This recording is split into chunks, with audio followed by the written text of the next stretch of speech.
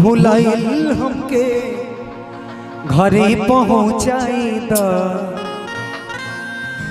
का जाने गौआ के नाम एगो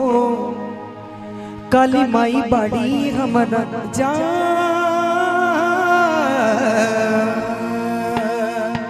एक बोली काली का महारानी की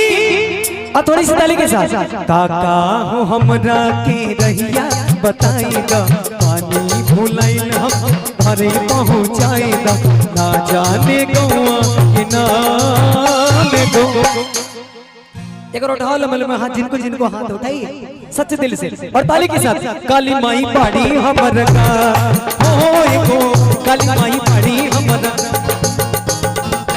का हो हमरा के रहिया बताइदा पानी भुलाइल हम घरे पहुँचाइदा ना जाने